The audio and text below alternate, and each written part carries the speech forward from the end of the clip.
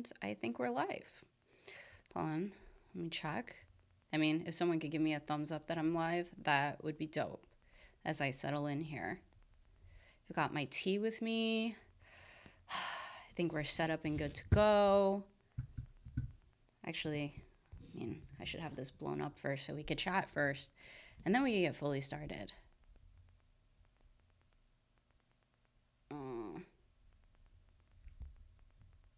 Yeah, it looks like we're live. Dope. Awesome. Hey, everyone. Hey, everyone. Welcome, welcome, welcome, welcome. Happy Sunday evening, Monday morning. What's your time zone? I don't really know, but I'm happy you all could join. Hey, Riasat. Hey, Mukti Teacherai. Hey, Nina. Hey, Joel. Hey, Marco. Hey, everyone. Thanks for the thumbs up, Nina. I appreciate it. Thank you, everyone, for joining. Well, first of all, thanks for joining on a Sunday evening, because it was supposed to be yesterday, but now it's today. But you know how things go. Things are a little bit, like all over sometimes. Also, hopefully you guys can hear me. Thanks, Marco. Isn't it nice? Anyway, so first of all, thanks for joining on Sunday. It was supposed to be yesterday, but life happens, things happen. So here we are. And for the most part, as you've read in the title, we're going to be talking about Winter 2026 anime and kind of like the mid-season checkpoint. But before I dive into any of the things, how is everyone doing? A little bit of logistics. If you're new here, make sure you subscribe. If you just joined, make sure you like the stream. But yeah, let's have a fun time tonight.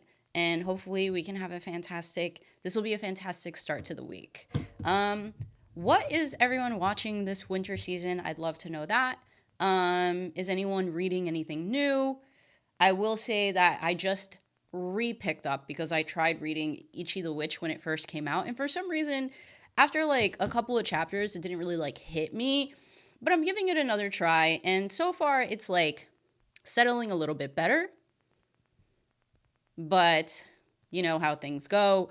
I think I need to wait like a couple of more chapters until like I really settle into Ichi the Witch. Riasat, I've been reading Ichi the Witch. How do you feel about Ichi the Witch, Riasat? I'm just settling in. Okay. Well, I'll continue reading. I mean, I hear so many good things about Ichi the Witch, so like I think this time maybe is gonna be like the right time or the right go. I don't know. But the first go just wasn't it. And I was like, maybe too early. Like I was reading when chapter 1 first dropped because I thought the cover art was really dope. And I try to read anything that kind of captures my eye on the Manga Plus app. But unfortunately, that one just didn't strike me like right away. Hey, Dorito, what's going on? But anyway, what else has everyone been reading? What else has everyone been watching? I am still reading a bunch of other stuff. I like got 15 chapters into Drops of God, and I will say that it is very different from the Apple TV series that they have. And I'm really curious to see how it gets adapted into the anime coming this spring. Also, spring is like about to start in the middle of March. Would you count JoJo part of the spring season? Because JoJo's is about to start like in the middle of March. I believe it's like March 17th, which really took me aback. And then there's some other anime called Agents of the Fourth Season that's supposed to start at the end of March that I'm just like, okay, I feel like I'm behind. I feel like I'm very behind. Jiraiya, I'm reading a bunch of different stuff. I can understand that. There's like so much to read out there, and it's really hard for you to like make a dent in all of it. And there's so many interesting things, which makes it even harder because you really want to read them all. Riasat, Marco, gotten to 140 chapters for Fragrant Flower. Wow. Is the manga that good? Like, I like the anime, but not so much to go read the manga.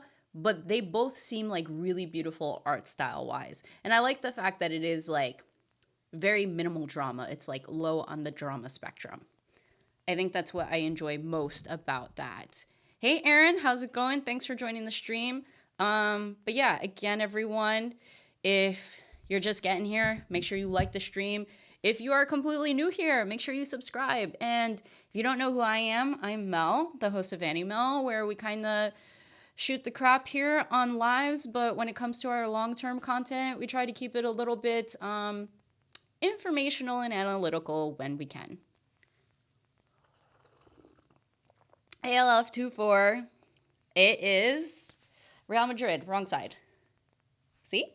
My husband got me the blue one for Christmas, which I've yet to wear. I'm like waiting for a nice time to go out and wear it, but also I'm waiting for it to be warm so I could wear it. I feel like it would look dope with a blazer too.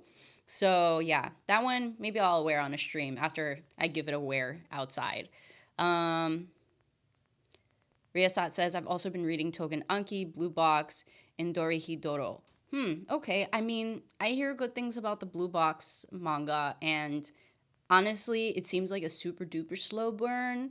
So I don't know if I would get frustrated at some point, but I do like how it's a mix of sports and romance. I feel like that's like my favorite kind of blend of genres after rom-coms, like Chihaya Furu, that's like romance, drama, but mostly a sports anime. Joel says, I'm watching Jujutsu Kaisen, Frieren, Sentenced to be Hero. You and I are polar opposites and some more, and I just started my first webtoon. Joel, what webtoon are you reading? That is really exciting. Congratulations. All right, cool. I feel like we chatted a bit. You know, we're about 6 minutes in, so let's get started. All right then. So, below are all the anime that I am keeping up with or potentially may have dropped. One of these is a little bit obscure on this list. Aaron, I've been reading my Infinity list. Yeah, I get that. Good luck.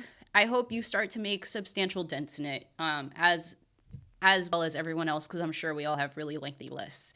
But yeah, if you've been here before for one of these, kind of like just go through what I really loved or didn't expect that I'd love, what I thought would be great, what I like, what I feel okay about, and what I want to drop, I've thought about dropping, or I probably already dropped at this point. And I think there's one of these on this list that I've already dropped at this point. I dropped it like in week 1. That's the crazy part. Marco, Blue Box has that haiku slice of life elements in it since it's also about sports. That's really cool. See, I like Haikyuu and I miss Haikyuu, and I don't like the way that they're like finalizing the adaptation for it because it just feels like they've like cut so much, and I really want to go read the manga, but I don't have any more bandwidth for more manga. Like the only reason I picked up Ichi the Witch was because I substantially caught up on a lot of manga and I finished one recently. What was it? A Condition Called Love. I just finished the manga for that. I really enjoyed the ending. It was a very good like high school romance. I didn't expect to like it so much. But now I'm going on a different tangent. Jiraiya, Kagurabachi, News, Exorcist, Dandadan, Chainsaw Man, One Piece, The Martial King, Jujutsu Kaisen, Modulo, Bleach, Sakamoto Days, JoJo's, Yu-Gi-Oh!, Uzumaki, and I tried Ichi the Witch, might retry it. Yeah, join me. I'm also retrying Ichi the Witch. I'm like in the very beginning. Like I had to reread from the beginning, like chapter 1, because I don't remember it. But I'm also giving it a try. It feels better the second go around. So maybe you might feel the same way, Jiraiya. All right, cool. Now I'll actually dive into it. So I think I have roughly like 14, 15 anime here. There was an anime that I recommended in my like winter 2026 video, but I haven't gotten around to it personally because it's on Prime. And to be honest, I don't love watching my anime on Prime. For some reason, I just don't want to navigate there. I'm a little bit lazy. But yeah, that's the Darwin incident. I heard it's really good. I heard it was really good before the anime even got adapted, and I have the manga on my read list. But because I never got around to it and I saw that it was getting an anime, I thought I'd watch the anime. But since I've been struggling to keep up with winter 2026, I decided to just not watch it. So therefore, it's not here at the bottom. Sorry. If you have patience for Yukio and skip the anime original ending, you might like Blue Exorcist. I like Blue Exorcist. I liked how the anime is going so far. Not like the end of season 1, but the latest season was really, really good, I thought, from my perspective. Anyway, I'm gonna stop getting sidetracked. Okay, let's get started. So the very first anime that I have on my list is, anyway, I'm falling in love with you. So this one is kind of interesting because I've been watching it for a while. I'm just gonna place it up here so y'all know I'm talking about it, and so you can see nice and clearly. This one, LF24 Luigi.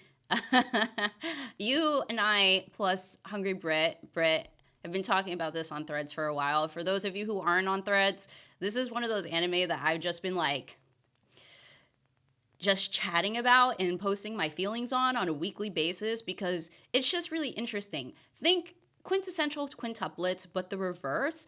And except instead of you waiting until like the end to see who like the final person is or to see the future necessarily, you bounce back and forth between the present and the past when they're all really young and when they're all adults. So like as an adult, our main character Mizuho, she's not with any of these guys, and we're trying to figure out who she ends up with. In the past time, if you're watching season 2 and you're fully caught up, she's dating Kizuki, the guy in the blue here, okay? With the blue hair, not in the blue. And all of the other leads, except for the guy with the light blue hair, Airu, are interested in her. But come to find out in the present, everything's a huge mess. And, Mizuho is trying to figure her life out as well. And Kizuki has reappeared from the past. Is crazy. She's absolutely crazy. Yeah, Luigi, this is absolutely guilty pleasure. Nina, I need to pick this up because I read it and the manga didn't get far as the second season. Okay, interesting. Jiraiya, I just hopped on Threads. Threads is such a fun time. I think you're gonna enjoy it. She needs to end up with the blonde dude. Yeah, Nina, I totally agree. Like, my favorite ship would be like her and the brown-head guy, which is Shugo, because he just seems like green flags all around. Shin, he seems like a good dude. I don't necessarily have any problems with him, but like I guess I don't like the way he's like too tsundere with her. Like he just needs to figure his whole personality out because he really cares for her. He's trying to be a doctor just for her because her mom died from an illness and he thought I'm going to become a doctor. Even spoke to her dad saying like, "Hey, when I become a doctor, can I have the permission to ask your daughter to marry me?" Like he even went that far. So like here's the thing. If she doesn't at least end up with Shin, I will absolutely riot. I will absolutely riot because Kizuki has absolutely no boundaries. I'm talking about the dude with the darker blue hair. He has no boundaries. Like, kisses her when she wants nothing to do with him before they end up together. So it almost feels like she gets gaslit into being in a relationship with him. But apparently she doesn't. Like, she technically had feelings for him all along, and they show it in season 2. They show it in season 2 that it seems like she has feelings for him all along, but it isn't aware of it. So it makes me feel like it makes me hate Kizuki less. And I have to say this, if you're following me on Threads, you'll know that I'm an absolute Kizuki hater. I hate him. I don't think that he belongs with Mizuho at all. I don't think he belongs to be with anyone because he's just such a red flag. And he's not even like the greatest, a good red flag. Like, anyway, all I have to say is that it is absolutely a guilty pleasure. Like LF24 said, I'm gonna put this though, like, in between. I like it, it's good, but more in the it's okay, I have mixed feelings. Because no, actually I'm gonna put it right in the middle of these two. Because you want to know something? Airu, the guy with the light blue hair, doesn't have any feelings for Kizuki at all. I mean, for Mizuho at all. He actually has feelings for Kizuki. And so, like, obviously they don't end up together. But I want Airu to have his happy ending. Like, if I can't get Mizuho with Shin or Shugo, then I want to see Airu's, like, happy ending because he deserves it all. And him having a crush on Kizuki is also absolutely wasted because that man is the worst. She Stockholm syndromed herself into a ship. Yeah, no, absolutely. Hey, Chris, welcome. Yeah, this is total Stockholm syndrome, gaslit into a relationship. It sucks. And yes, Nina, so like when I first saw the trailer for this, I totally thought there was going to be some BL wrapped in it, okay? And the fact that Airu can give us that and he can get like his happily ever after is something that I totally hope the mangaka like they do it and they animate it. But personally, so for context, I don't read the manga, but it just ended like a couple of weeks ago. So I hope that if it doesn't end this season, it will end with a season 3. Cuz like they announced the season 2 right after season 1 ended. So I'm like, okay, so maybe we can get a season 3. Anyway, that's my soapbox on Anyway I'm Falling in Love with You. I hate Kizuki. I hope Mizuho ends up with Shin at the bare minimum. Shugo would be endgame, but he is not progressing the way that he needs to be. Like, he is not locked in and trying to like fight for Mizuho's heart, unlike Shin and Kizuki. And he's kind of like in the background, just supporting her, but supporting her in the sweetest ways ever, like bringing her food when she gives up on her dream of being like a manga artist. He's there for her in her sad times because Kizuki wasn't there. So yeah, again, I digress. Anyway, hey Brandon, welcome. Hey Rox, welcome. Hey everyone. So if you just joined and you just jumped in, welcome. We're talking about winter 2026 anime and kind of like my midway review / checkpoint on this. Yeah, there's a lot of great ones this season. A lot of great ones. Unfortunately, this one I just pulled up is just a pure guilty pleasure for me. And I know where it sits and I know where it belongs, but it's just got like so much drama and toxicity to it, and it makes it so great to watch. Anyway, moving on. So Dark Moon, I legit watched this for an episode. I did not continue much after that because after seeing like the preview to episode 2 and they were gonna bring in like this whole other group of guys and just the vibes that the guys had with the girl, it just felt like a reverse harem that didn't like vibe with me, where they were all just like instantly attracted to her, like for absolutely no reason. Like there was just something mysterious about her and they all wanted to be with her. And I'm just like, all right, I see where this is going. This is not for me. So, just like straight up, not gonna waste your time. This should kind of be like I also dropped it, but this got dropped. That got dropped immediately. And I feel like people are watching it for the plot because the character designs are like kind of cute, I vibe with how they look. Nina didn't even finish episode 1, right? It's not great. It's not great. So if you're still watching it and you're fully caught up, I would love to hear your thoughts on Dark Moon, the Blood Altar, but it's not it. If you see it and you think you might want to watch it, save yourself the time. Yeah. People who are watching it, I've seen some of their feedback and they're also not happy with it. So we're just going to move on. All right, Fire Force. I'm going to put it like I like it. It's good. So I got a question for you all. Because, I'm following the ways of the plot. I see the moon in the background that allows us to tie Fire Force to Soul Eater, since Fire Force is the prequel to Soul Eater. Surprise, surprise. But, like, can I ask you a question, especially if you've read the manga for this? Does season 3, part 2, seem a little bit fast for you in terms of pacing? Because sometimes I feel like I missed something. And I don't know if it's just me, though. It's, like, confusing at times. And I'm just like, did I miss something? And I find myself, like, having to backtrack. Anyway, the world at this point has started to turn into Soul Eater world. I understand now why the Soul Eater world looks so dry. Because I guess the whole idea of the Great Cataclysm is that it's supposed to turn the planet that they're on into the sun. And I'm assuming that this Great Cataclysm doesn't get fully stopped. Like they stop halfway, maybe. Like they stop the middle of it. That's my assumption. That they probably don't fully get to stop it. Like they stop it, but it progresses too far. And then the world that we get of Soul Eater just becomes super dry and kind of like desolate looking. I agree, Rihasat.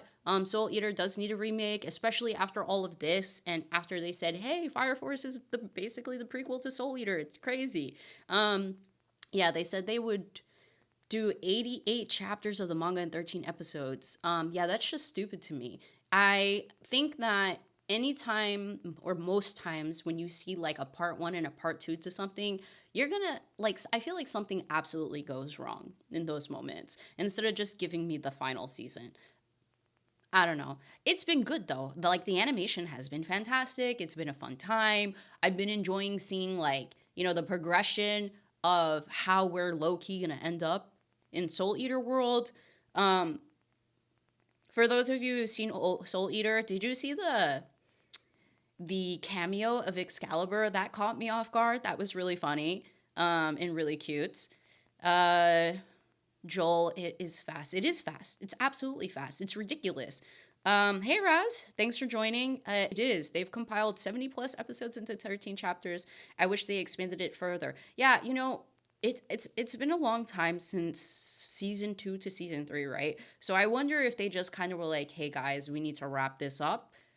We can't spend any more time on Fire Force. Like, we took a break from it. We didn't really do much. We were waiting for the manga to end, but now that the manga has ended, we're kind of over it. Let's be done with it." Like, that's kind of the vibe that season 3, especially part 2, has been giving. And you want to know what's worse in my perspective? I think that season 3, part 1, that came out like last year, was slow. I thought the pacing was extremely slow on that because I felt like we were caught up in shenanigans a little bit too long. And then now it's all gas, very minimal shenanigans, like emotional moments that I feel like should be more emotional if they spent their time with it, like accordingly and properly. And it just feels like a little bit messy.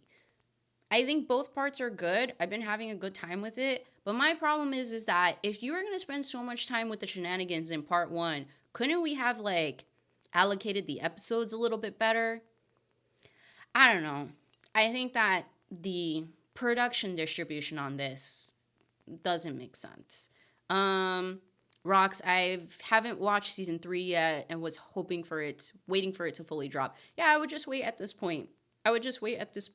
Because watching part 1 and then not watching like it all together is annoying me, because part 1 was so annoying and then part 2 has been so good but like too fast. So maybe if you watched it all together, you will feel better about it.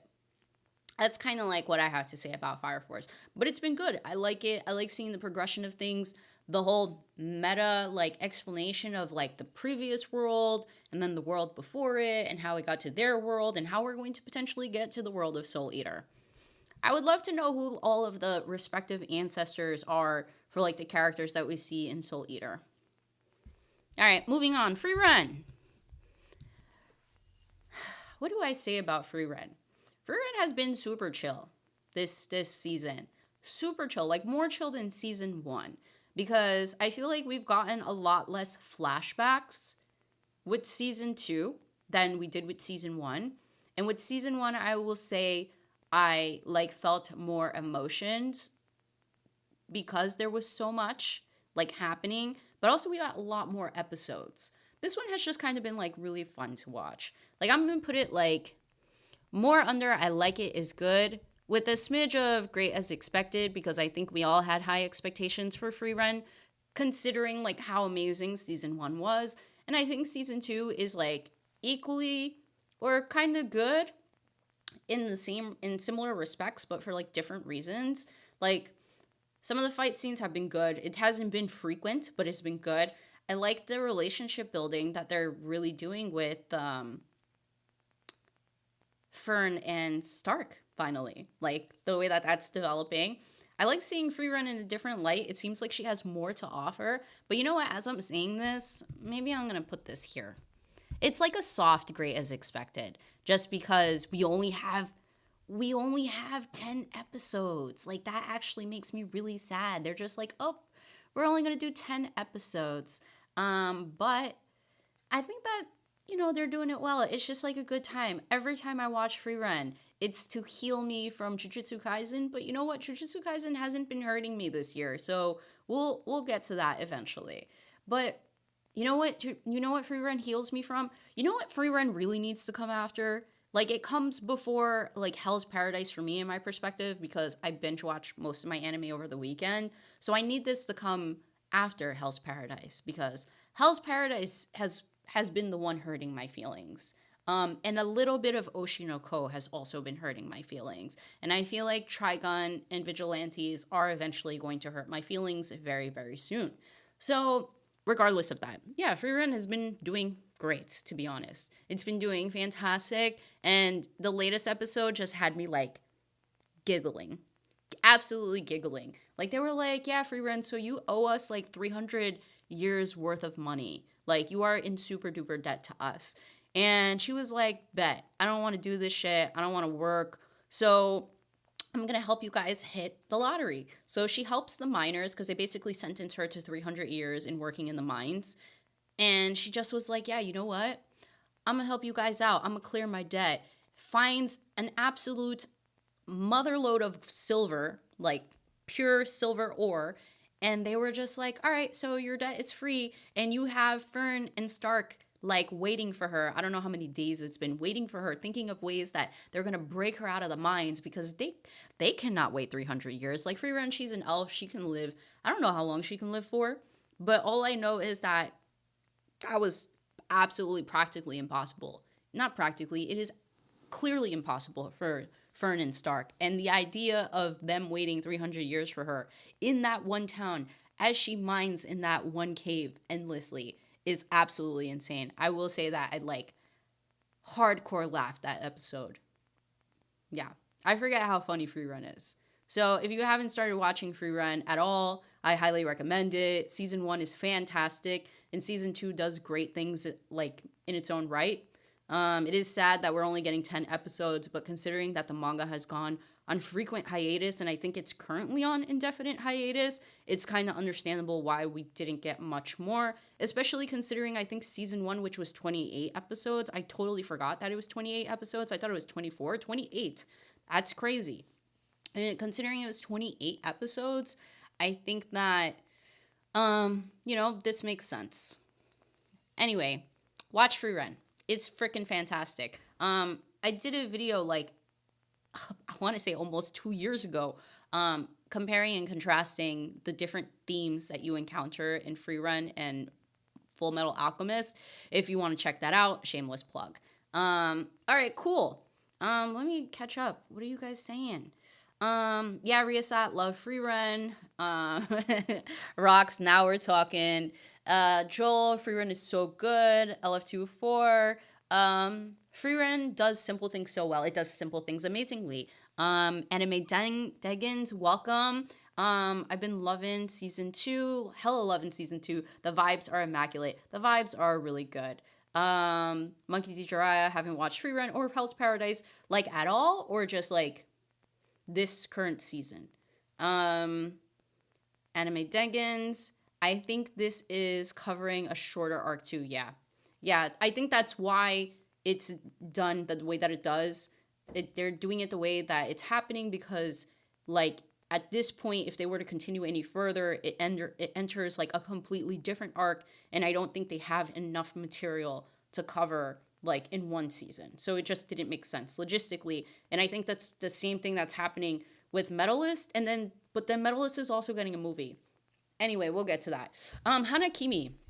So I was really excited for Hanakimi. For those of you who haven't watched Hanakimi, I guess I should explain a little bit. Hanakimi is about a girl who is really, like, into this guy who is a track star. Like, he's a track and field star. They're all in high school, though, okay? They're all in high school, but she saw him on TV once in a sporting event and was like, absolutely adore this guy, but adore him in, like, the athletic way. In the anime, I don't think they really say it. I'm still, like, highly suspect that in the manga, when I read it, she goes to Japan because she figured out that he quit track and field and wanted to convince him to, like, get back into it. And Riasat, it definitely does give Ron Host Club vibes. My problem is that, like, the very beginning of it, like, how do I say this? It gave creepier vibes than I remember the manga giving. And it's just not hitting the same way that, like, it used to. So I'm, like, hard putting this in, like, it's okay. I have mixed feelings for that reason because something is just not, like, sitting well with me when I watch some of the episodes. Or rather, like, I feel low-key frustrated when I'm watching. And there are times where I just end up like looking away, but granted, I've read it. I just end up looking away and just being like, all right, that's another episode. I guess I'll watch the next one. And in reality, in hindsight, maybe I should drop it. If this is how I feel, I'm going to have a sip of tea first. If this is how I feel, I should drop it, right? But no, because sometimes I feel like a completionist. And since I've read the manga and fully read the manga, I feel like I owe it to myself to watch it all the way through. And I think, as I stated in my first impressions, the movements are kind of clunky sometimes. I'm not trying to be really picky. Trust me, I don't know enough about animation to be picky. But it feels kind of clunky sometimes. I don't know what it is. Like, sometimes things feel a little stiff, and I'm just like, this is weird. It strikes me really odd, but you know what? I like it overall, but like it's just okay. Like it doesn't make me run for it and be like, "Oh my god, I missed an episode of Hanakimi." It's more like, "Oh, I have 3 episodes of Hanakimi to watch. All right, let's try to get through these." That's how I feel watching this. I think that's the best way I can explain it. And the progression of things is like funny, like there's this ongoing gag that Mizuki, our main character, who's disguised as a guy at an all guy school, thinks she's doing a really good job at concealing the fact that she's a guy, but she's not. She is absolutely doing a horrendous job at concealing the fact that she's a guy. And like basically everybody knows except for the guy in the blonde hair. Yeah, except for the guy with the blonde hair. He's the only one that doesn't know. And everyone else basically knows, especially the guy, Izumi, who she's into. So they're kind of like falling for each other, but they can't really like outwardly express their feelings due to the circumstances that they're in. It's cute in a way, but like, I don't know. I think the way that the anime is like coming across is not as cute as I remember it to be. And I low key feel a little disappointed in that sense because I remember enjoying this so much and I remember binging the crap out of it. And then now I'm watching it as an anime and I feel so underwhelmed. Like, yikes. Anyway, Degans feels it's alright and it's kind of funny, but it's not anywhere close to the best rom-coms of the season. Yeah, like we have so many other amazing romances out there. Like, what are we talking about? I can never get the full name on this because it's so long, but like Moonlit Dusk, amazing. Tamon, amazing. You and I are polar opposites, amazing. And then you have Hanakimi, and it's just like, what? Not as fun. Anyway, all right, moving on. Hell's Paradise. I will say, I am loving the crap out of Hell's Paradise. Much more than I expected. Way much more than I expected. Because, season 1 was cool. And season 1 had, like, good vibes in the sense of, like some philosophical-ish stuff, but I feel like they're tying ends like really well in Hell's Paradise now. Like I feel the connection. I feel like what the intention is behind Tao and like how it connects to like who you are, feelings, and like things like that. And like your connections, I'll say, for lack of better words. It has been so good. The latest episode, not today because I haven't had time to watch today's episode. Also, like 2 to 3 hours ago, no, maybe like 4 hours ago, Crunchyroll went down.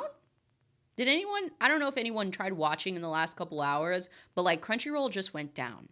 And I was like, what's going on?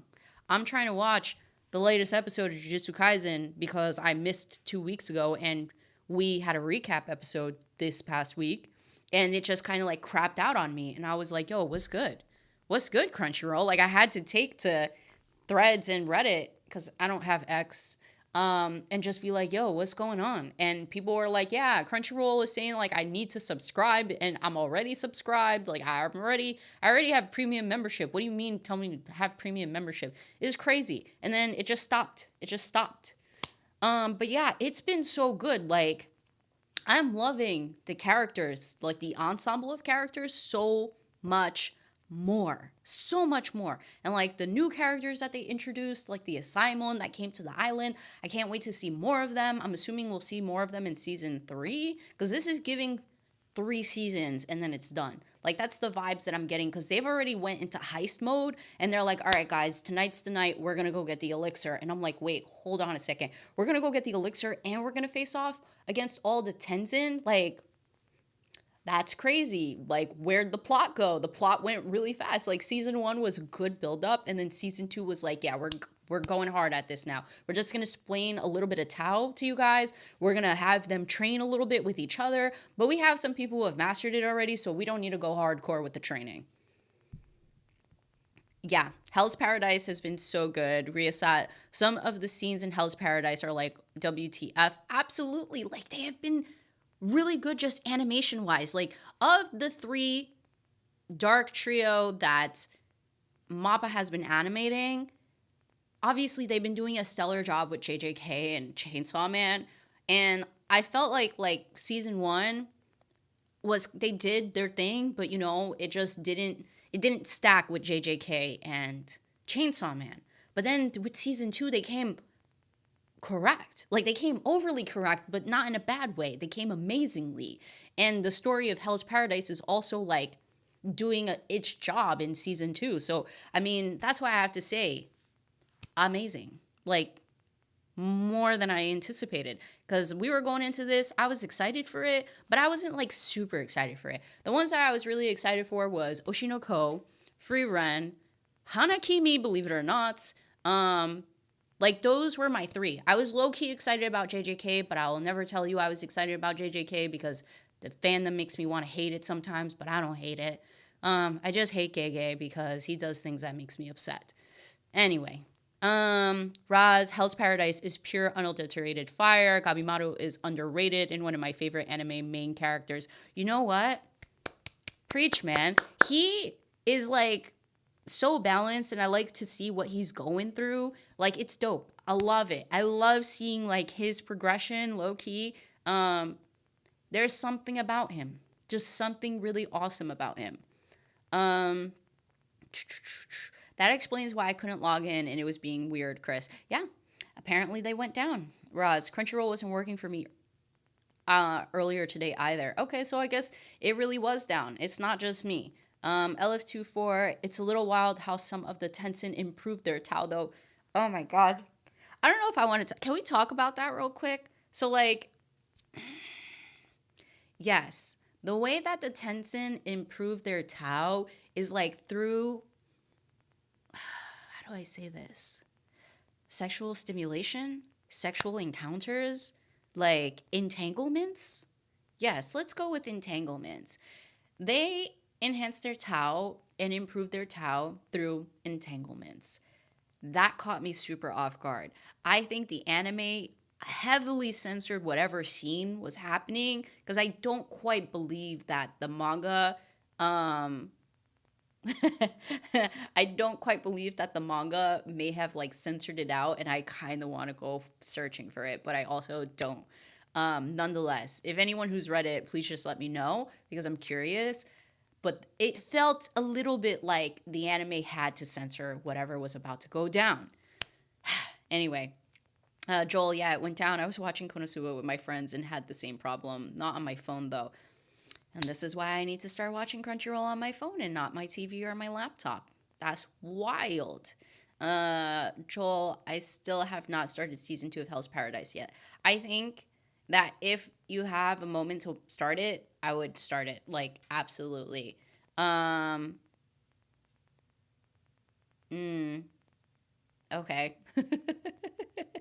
Rocks, do we need to talk about it, though? Because it is so unnecessary. It's so unnecessary in a show. So fire. Oh, I guess we don't. We don't. All right, we can move on, though. But yeah, Hell's Paradise. Absolutely amazing. More amazing than I anticipated, and we could go on. All right, real quick. This... gonna blow this up so I can read the name because I literally forget the name every time. In the Clear Moonlit Dusk. I've been calling it Moonlit. I've been calling it Moonlit Dusk because the title is way too long. This is... What is this one? I want to say I like it. It's good. A little bit closer to great, only because I think it's been really good. I haven't watched today's episode, but like this the screen caps that I have seen gives me good vibes. It gives me good vibes.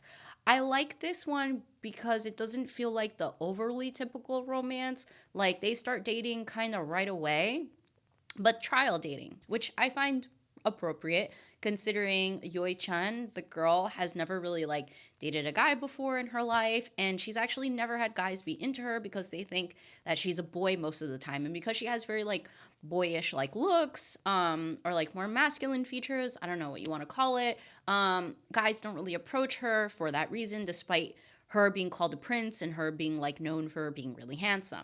But Kohaku, our white haired dude, really into her looks and just really fascinated by her. So they say, well, he mostly says like we should date as a joke, and she's like, sure, why not? But as a trial because she's very apprehensive about him. Kohaku was like getting on my nerves a little bit because he just seemed like this really jovial like guy, but um, he's starting to have depth for me.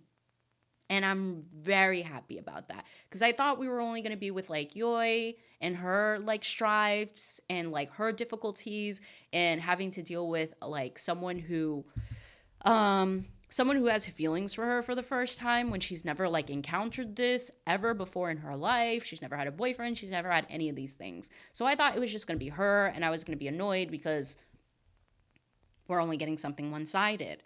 But as we see, Kohaku actually has some depth to him that explains his weird jovial nature and why he's always like playful and things of that nature, and why he just always seems very unbothered.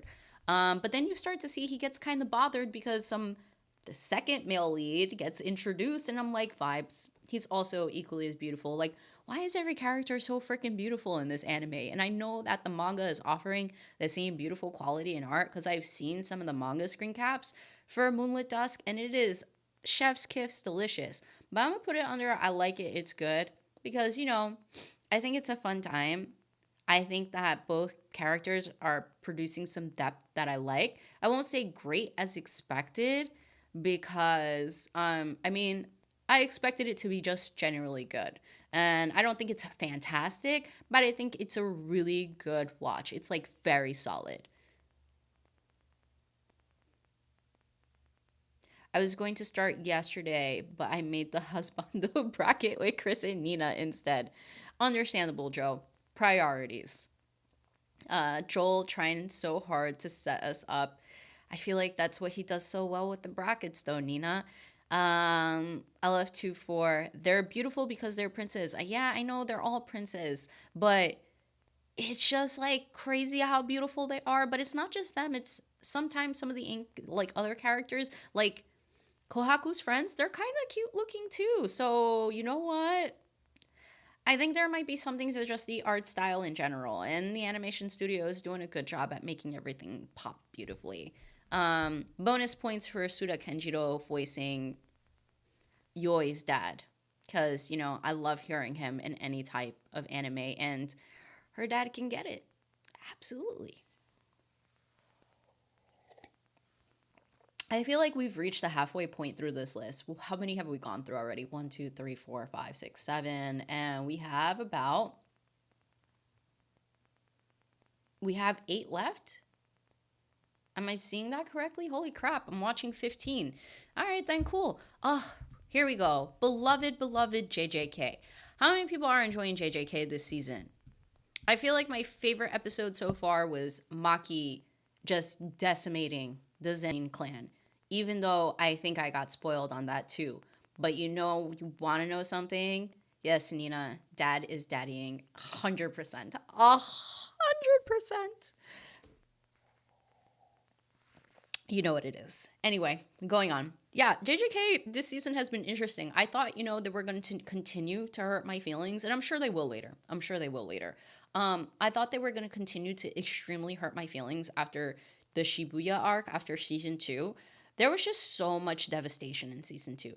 And granted, we did get some deaths in JJK for this season, but I didn't feel much, unfortunately. I felt very meh.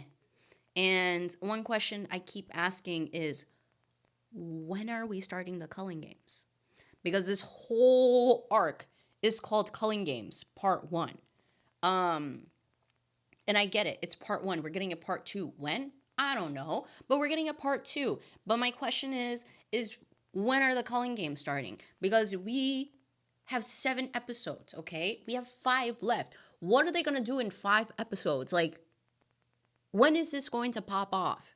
I'm a little bit disappointed in that aspect. Like, the first couple episodes were good.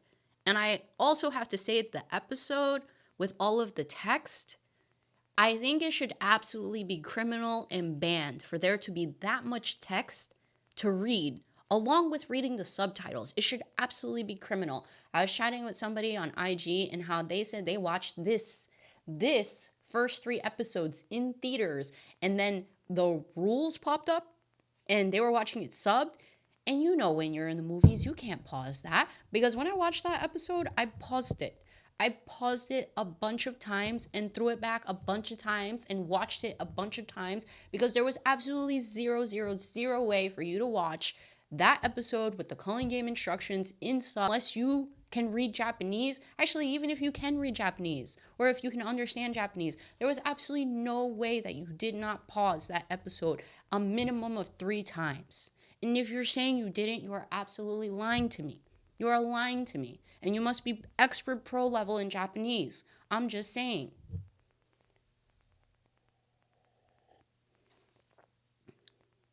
LF24, I still can't believe Naoya was hyped only to get packed in like 2 episodes. No, absolutely. Absolutely. And you want to know something? I'm going to put my foot down real quick. I'm going to put my foot down on this. Because it's one thing if you simp Toji, fine. It's another thing if you simp some of the other toxic men in JJK. But I will not stand for simping for Naoya. That man is so, like, machisto is like the word that's coming to me right now. He is so machisto. I won't condone it. I won't allow it. And the fact that they made him look that pretty just for him to be so smug and disgusting, like, please, in the trash with him. In the trash with him.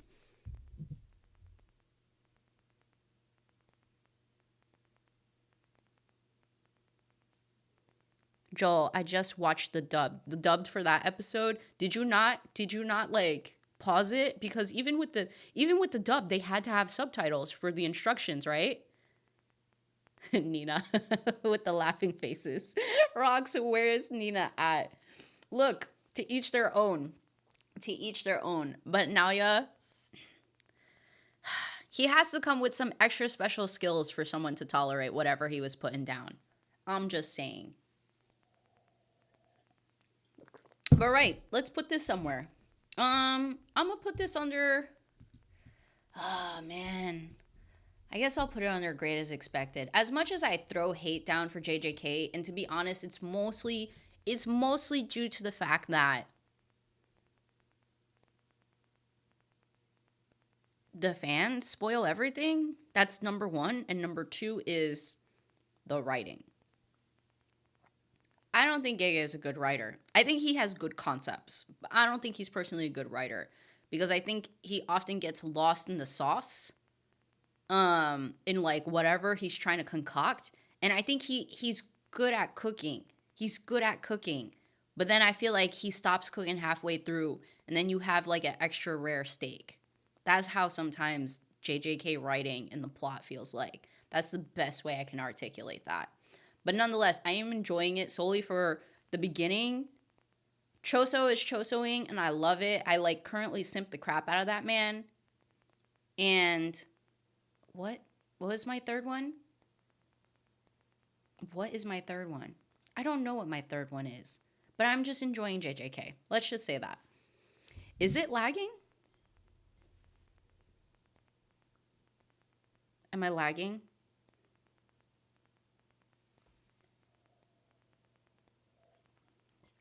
Joel, I didn't pause it. I just said F, F it. I mean,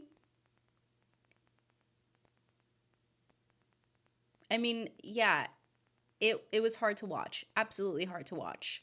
I just had to close my YouTube. It froze. Okay, I guess it's kind of in and out. Okay, cool. I mean, hopefully we're leveling out. Maybe I was being too loud. We're leveling out again.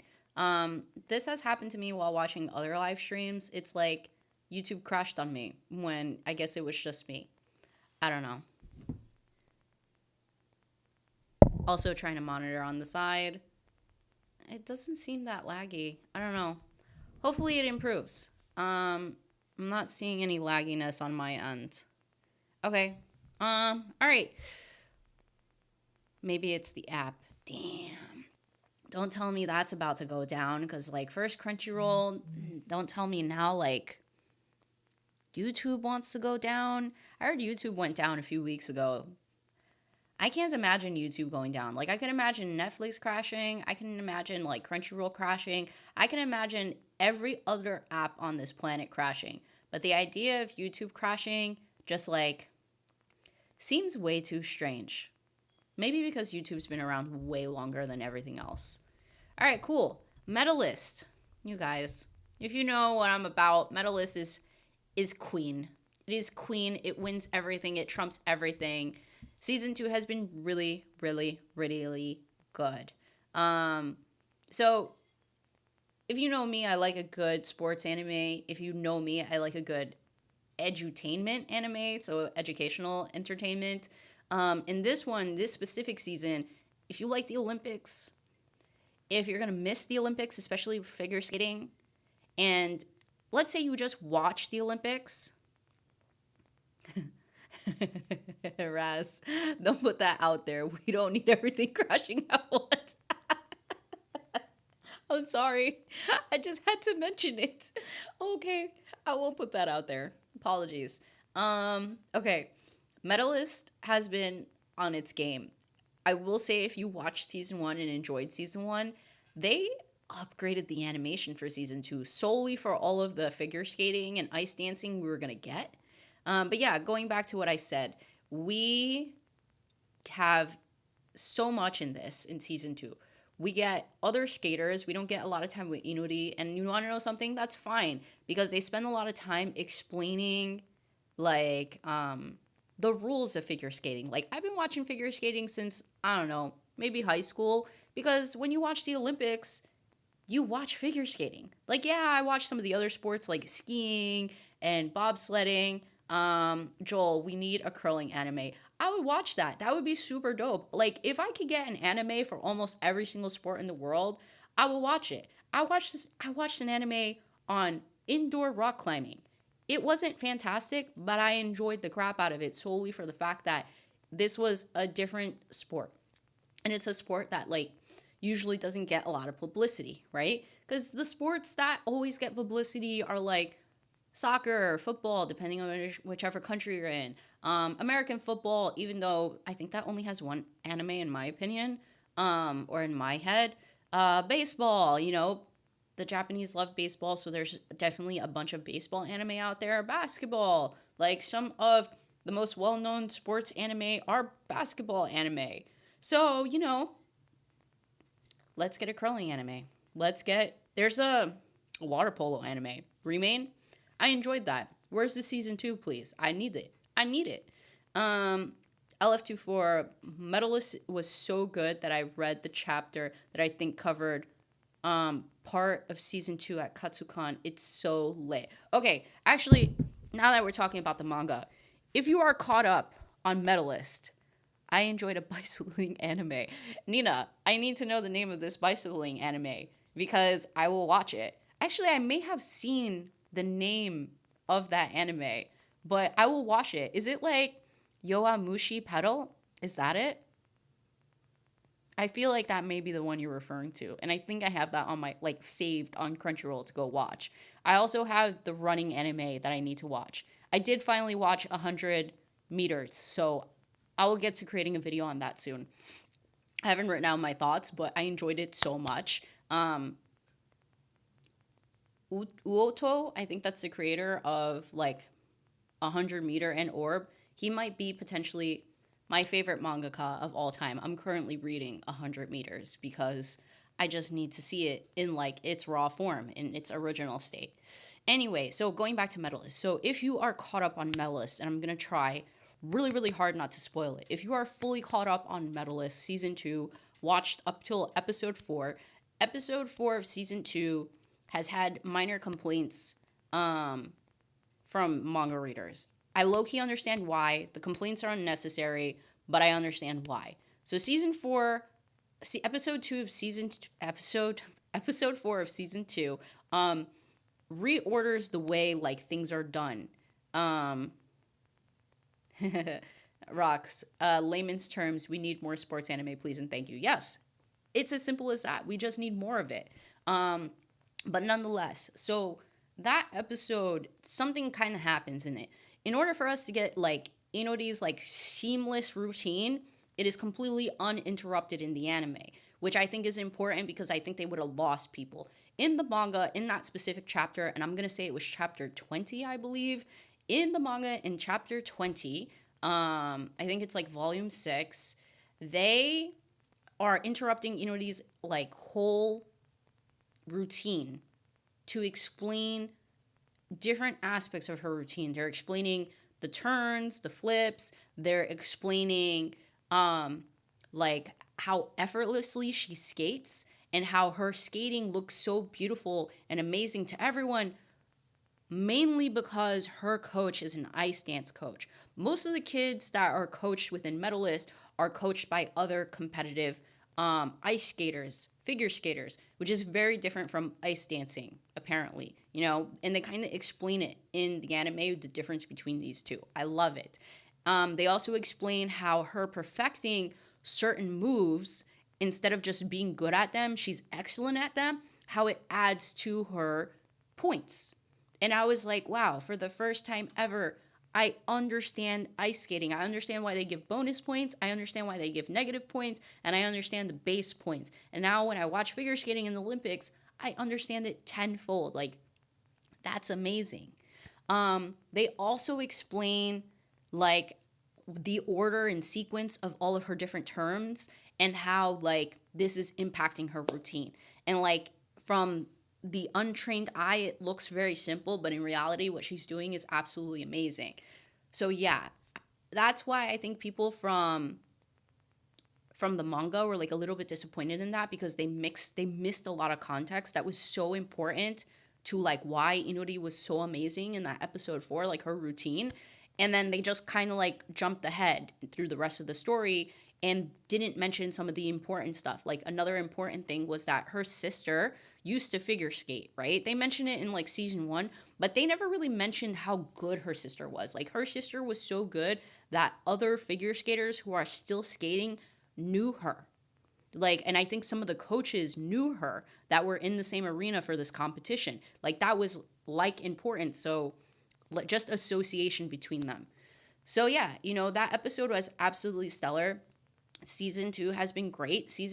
Episode 5, the latest episode, they went to work on Iruka, who's like one of the older girls, like in a higher division, and her like training, like her practicing one of her routines. And the only thing that I have to say is that they did so much with something so basic, and there is so much better things to come.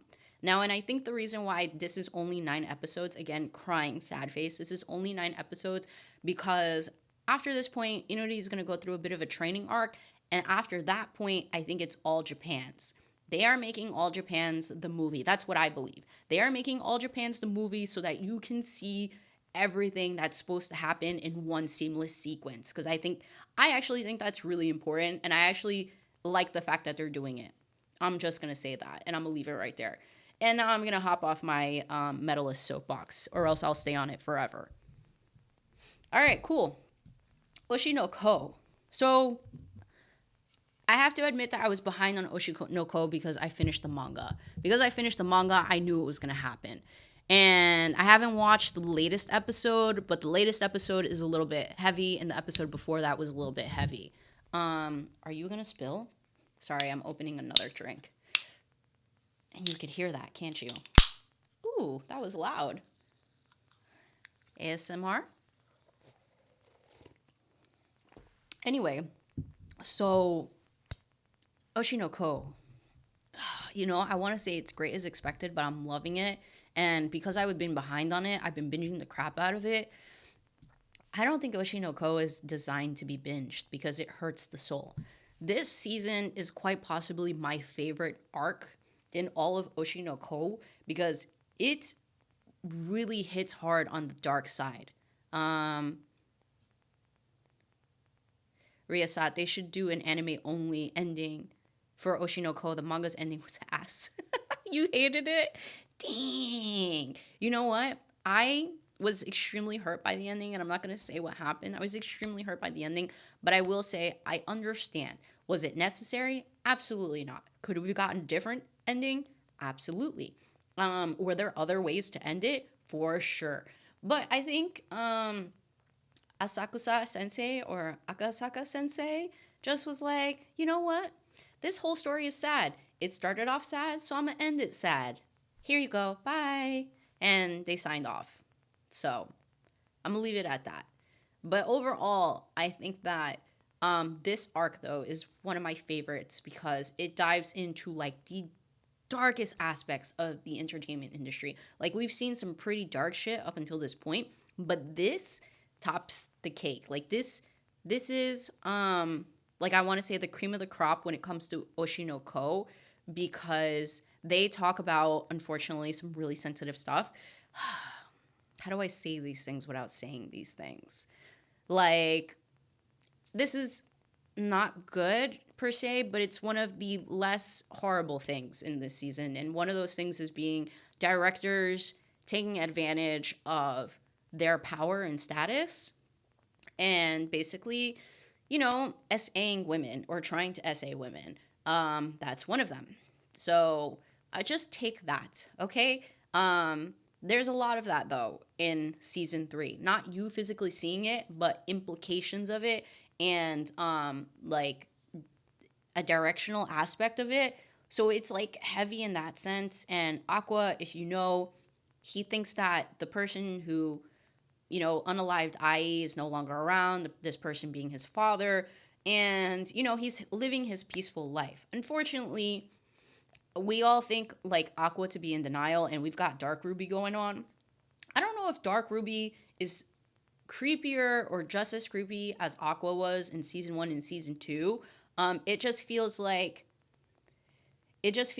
Ruby just doesn't try to hide it, whereas Aqua did, and that's what makes it like even scarier. Like she just don't give a fuck, and she's like, yeah, I'm like manipulating and orchestrating this to the fullest extent, and she doesn't really hide it. Like you can tell that she's clearly orchestrating these things and not trying to play it down. Whereas Aqua definitely tried to play it down. He tried to be a little bit more sneaky about it, and I think that's what makes this season so much more enjoyable because there is a lot more like I would say like heavier talking going on and a lot more details that you really need to pay attention to, whereas season 1 and season 2 was less so. But yeah, this season is fantastic. And you know what, the opening, actually let me plug real quick on that aspect. The opening, music wise and illustration wise, for Oshinoko, like the intro is so beautiful. If you have not watched the intro for season 3, just visually, it is stunning. They made a whole production out of the intro song. And you know what? Kudos. Love it. Love it. Rocks. If I get another anime that's only 8 to 12 episodes one more time, I'm gonna lose it. It's not enough. Yeah, I mean, it really hurts when they do that to us. It's like they don't care about our feelings. Joel, I have heard some mixed opinions about Oshinoko. Okay, so like the mixed opinions I feel like probably come from the ending. I will say that. Oshinoko is definitely not for everyone. Oshinoko is very drama intense, and I think people who may enjoy Oshinoko likes a good dramatic story involving, I want to say like a storytelling of society because it really unveils, and not all societies because I think it's taking specifically from Japan's society, entertainment society. It unveils Japan's entertainment society in one of the craziest ways ever, like through this storytelling. So I think that's what makes it like most enjoyable because you see like some real stuff happen, like bullying through social media, bullying actors and actresses of young ages through social media and how it impacts their mental health. Like you see that right away in season 1. So I will say that some of the messaging that it has is just like so heavy, but it's so good. And that's what makes it enjoyable for the person, for the average viewer of Oshinoko. But I will say it's not for everyone. And I won't just like recommend it to you on a silver platter without context. And there's my context. Rocks. This is one where I need breaks. It gets rough. Absolutely. I don't recommend you binging it in any shape or form. I remember binging aspects of the manga and I was like, this is heavy. This is very, very heavy. The material is heavy. So I'm just letting you know that. All right, this one. Sentenced to be a Hero. I was not expecting to watch this. I was expecting to watch the Darwin incident, which I didn't. And now I'm watching Sentenced to be a Hero. Can I just say that even though episode 1 was super amazing, and even though I thought, it was going to taper off, go downhill because lots of people who watched the first episode of Oshinoko was disappointed with the series going forward because they thought it was going to be something else and it wasn't. So, it is what it is on that aspect. I had similar feelings as to what would happen with Sentenced to be a Hero. I will say that it is a lot greater than I thought. I won't put it under lover. I love it, but it's a lot greater than I thought. First of all, I didn't expect it to be so funny. It's actually really funny. And obviously it's like this fantasy world. I don't necessarily hate fantasies because I love Frieren. I do love fantasy-esque anime. I don't love isekai more specifically, but I do enjoy fantasy. So I'm going to just indicate the difference right there if you heard me say I don't really love isekai. But I do love fantasy. This is of the fantasy genre. I do like the different like blight monsters that they have in this. I also love the concept. I think the concept is really interesting. And the different characters that they've been introducing as heroes, sentenced heroes, they're all really quirky in their own way. And they're all like so wacky.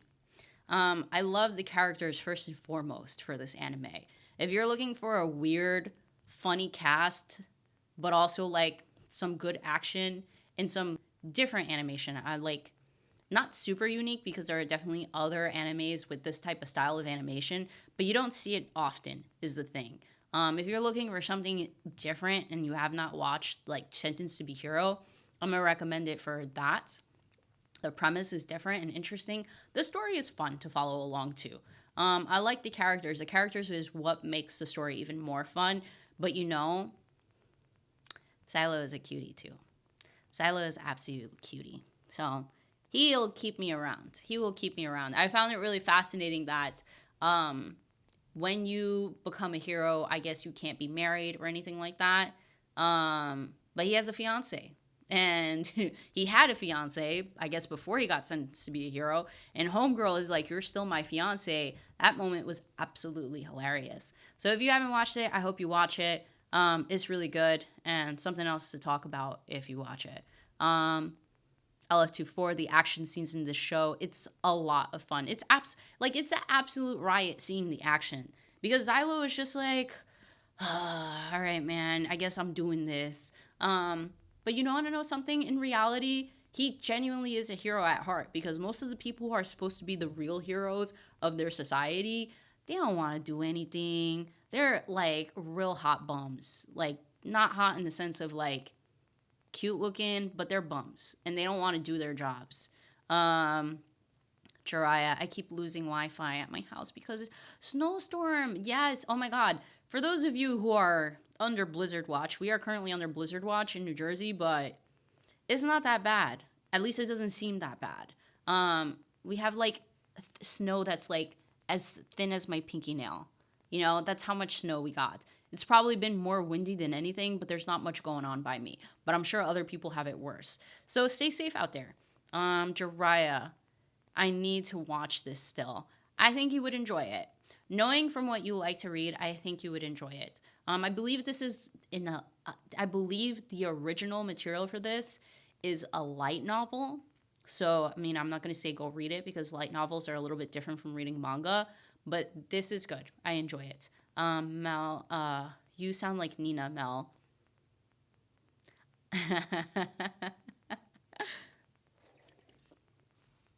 No comment. No comment. All right, moving on. All right, this one. Roz, you're lucky. We have a blizzard warning here in New York City. I mean, we have a blizzard warning too, but I don't think it's that bad. Um, unless we just haven't gotten hit with it yet, and I'm gonna wake up in the morning and there's gonna be 10 inches outside. That's the only possibility. Rocks. This is a special one right here for my isekai brain. I mean, if you like isekai, then you like fantasy, so this works out either way. But anyway, okay, Tamon. Tamon Kun. So this is what? Tamon's B-side. I keep calling it Tamon Kun because I hear Tamon Kun every time I watch it. This one has been so good, like so good. I knew I was gonna like it because of the whole idols thing. I mean, look at this. Oshinoko, idols. Tamon Kun, idols. And I wanna say that, like, Oshinoko is like the dark side of the whole idol stuff, and then Tamon Kun is like the bright side, the cute side, like the side, you know? So it's been so fun to watch. Seeing like Utagi in her fandom form hits right at home because it reminds me of when I was like heavy into my K-pop days. Like I like occasionally listen to K-pop, but not as heavily as I used to. Like I used to hardcore try to go to concerts, and I would go like all of the days, and I would go to the same place and just go every day that they had a show. And fighting for the tickets like was absolutely crazy. But anyway, it reminds me of those days when I used to like hunt for K-pop tickets and go to concerts and spend literally 9 a.m. to 11 p.m. at a venue just to like tailgate, be in the show itself, try to get like sound check and everything like that. Insane. But anyway, Tamon Kun, if you haven't watched it, Tamon Kun is all about sparkly guy in pink with the pink hair and how he has these other sides to him. There is Ikehara, which is Hot Hara because his name is Fukuhara Tamon. There is Chimehara. Chimehara is Gloomy Hara. That means that's the one who's kind of like gloomy. And it's really funny because the gag is that every time he gets sad and depressed, these mushrooms start growing out of him and popping out of his body. It's like hilarious. And then the newest Hara that we got introduced to is Yamihara. Yamihara realizing how Utage has like this importance in his life now. She helps like hype him up. She helps get him out of the gloomy Hara state, and he just feels overall so much better since she became his housekeeper. But now she's become much more to that, much more to Tamon for that, right? She's like someone he wants to make proud, someone he wants to make happy. And because of that, he's like low key developing feelings for her. And she's like kind of sensing it a little bit. And she puts a shutdown to it always, because she knows as a fan, one, that's creepy. Two, she sees him as her idol and nothing more. Like, yeah, he's awesome, he's cute, and there's everything fantastic about him. And what fan wouldn't want to date their favorite idol? But like a good fan knows that this is not realistic. That's a whole fantasy, and they need to respect their idols and their spaces because they're professionals. And as professionals, you can't disrupt their jobs. Nonetheless, so this guy has developed a new identity, and this identity is called Yamihara. Yamihara is dark Hara, right? So basically, the dark side of him, the yandere side to him. He starts to become really obsessive, almost to the point where you think that he might lock Utage up in the house so that nobody can see her. And this starts to develop a little bit because, what's his name? Ori, the guy with the black hair, not at the bottom, but like right next to Tamon with the pink hair, he starts to develop some feelings for Utage as well, out of some strange circumstances. But he also has a B-side, and Kato, I think that's what his name is, the guy with the like light brownish hair, he also has a B-side. So it seems like every single character has a B-side or an alternative side that doesn't match their idol persona. And while their idol persona is a persona, it's still some part of them. So it's not to say it's not really them, but it's just like a side to them that they have to put on professionally all the time, and not all the other sides of them that they experience in their private lives. So it's absolutely hilarious. It's really cute. I like the animation. I've seen the jokes about how the studio that made One Punch Man is the same studio that made Tamon's B-side, and they just did so much good work. Like, if you watch the intro for Tamon's B-side, which is an absolutely amazing song, like the song slaps so hard. It is so good. And the animation that they did for it is like a K-pop music video at the same time. Like, I feel it feels very Inception-y. Like, at this point, I stan Face, which is the name of their idol group, and I need merch. I need what do I need? I just need merch. I need like hand signs. I need plushies. Give me the Tamon plushies. I need the Gloomy Hara plushie. I need the Ikehara Harihara plushie. I need the Yamihara plushie. Just give me the plushies. That's where I'm at this point with Tamon. All right, anyway. Catching up. Ryasa, gotta check it out. I think if you like the romance category overall, I think you'll enjoy it. Like, it is really, really funny. Like, downright hilarious. I did not expect to love it this much. I knew I was gonna like it because it was romance-like, and the trailers looked funny, but I did not expect to love it this much. It was really, really good. So, that's my soapbox spiel on Tamon. You should watch it if you like romance, period. Cool. Aaron, I love Tamon's B-side. Yes, it is second in line for romance anime of the season for me. It goes, You and I Are Polar Opposites, Tamon's B-side, Moonlit Dusk. I'm putting Anyway I'm Falling in Love with You before Hanakimi, despite that being a guilty pleasure and an absolute train wreck and toxic, because Hanakimi is just a mess. So, we're moving on. Trigun. Stargaze. This one I also just started watching. Not just started watching, but I had to binge heavily because I was behind on it, but I'm fully caught up. And I low-key like the way this is going. It's so, context. If you have not watched Trigun, the original that came out in like the late 90s, go watch it. It is not a reboot. This is not a reboot. They hold some elements that's similar to the story that originally, like the anime that originally aired in the 90s, but it is definitely not the same. The animation may not be what everybody loves, but I do like that. Like, I like it for this. I think it's nice. And I was quite surprised to enjoy it, like, as much as I did, kind of. But overall, I will say that Stargaze is pacing a little bit funny for me. So for those of you who have watched the original, Trigun, when Trigun Stampede originally came out, they had a whole host of different characters. It was almost like a prequel to, like, what we see in the OG, Rocks. Do I need to watch the OG to watch this, or can I just watch it? You can just watch it. It's not a reboot. It's like a completely different story. Completely different story.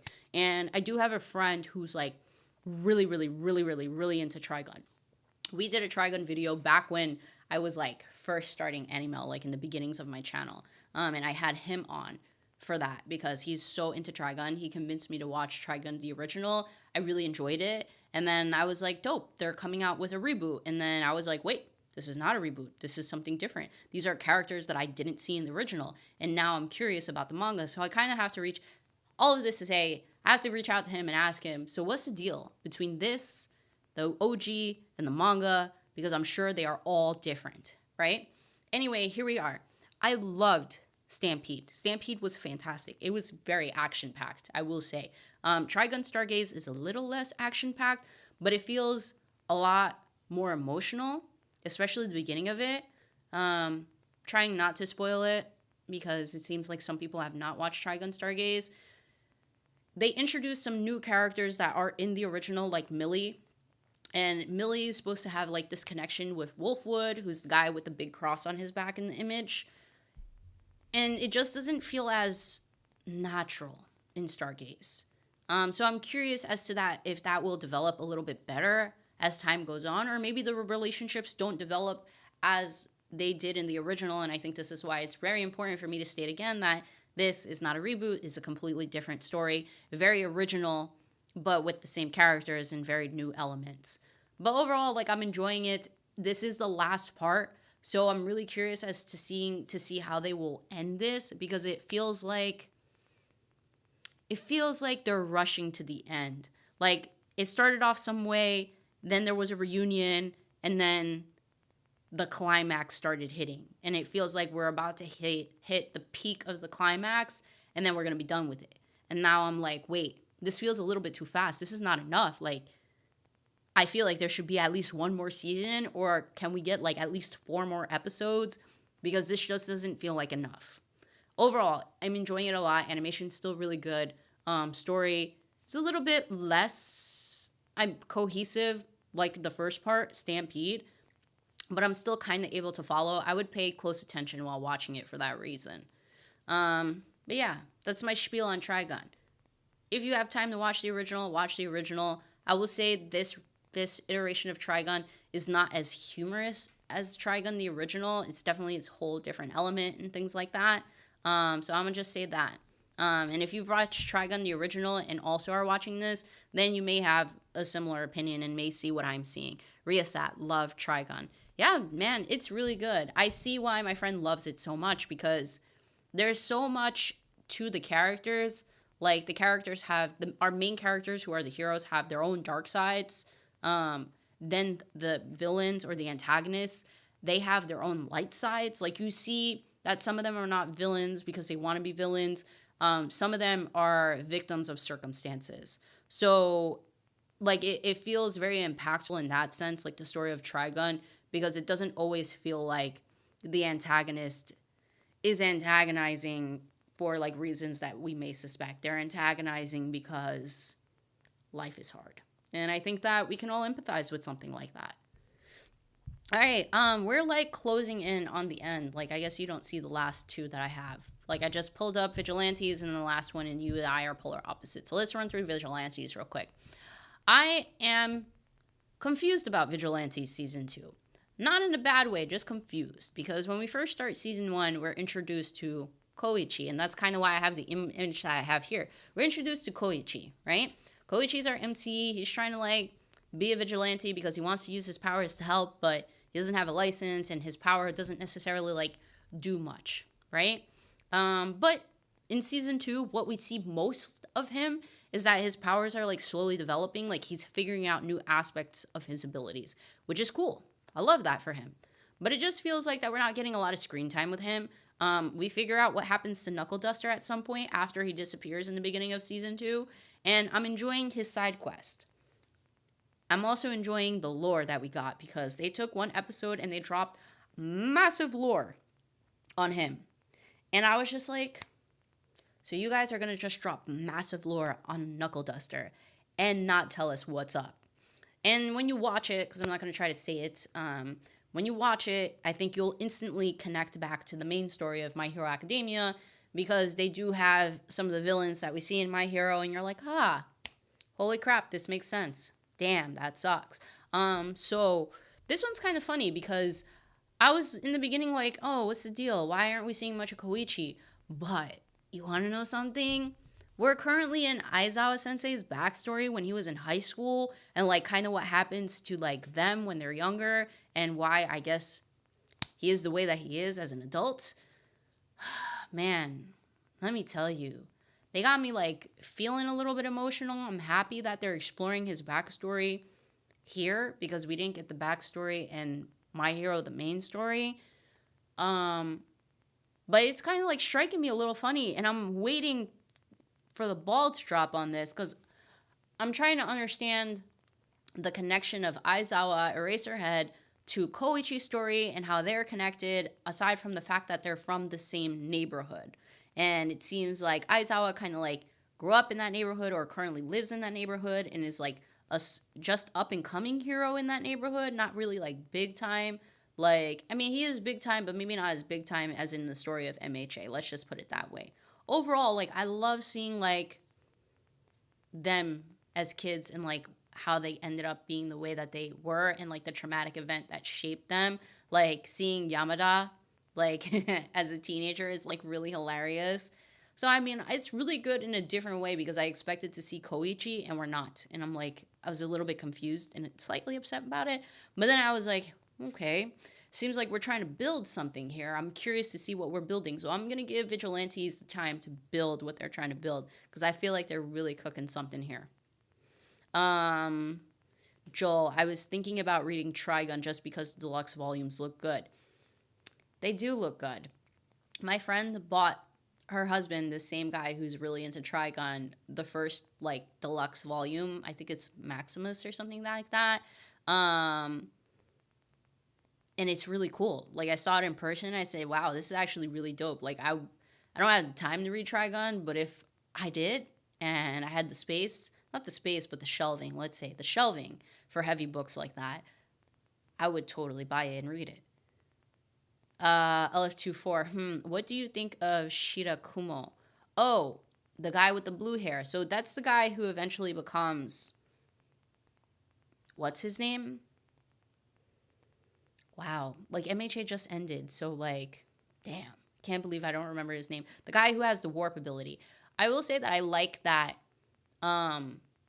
Shirakumo, he has an ability, like when he was still alive, that kind of matches and makes sense with the warp ability that we see in MHA, the main story, when he gets turned into a Nomu.